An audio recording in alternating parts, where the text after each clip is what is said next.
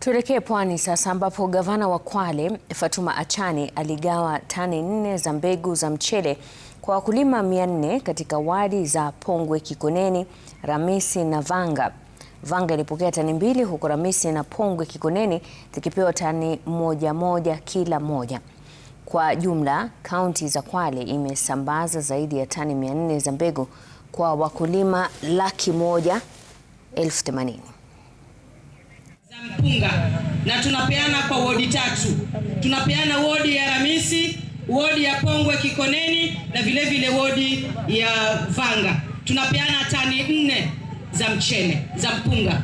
Na hii Ramisi si bodo pekee bali paka yale mashamba mengine ambayo wanalima mpunga pia wataweza kubenefit katika mradi huu. Kwa hivyo letu tu ni kuwatakia kila laheri wale wakulima. Najua siwezi kuambia fanyeni bidii manake nyinyi wenyewe wa mwalimu.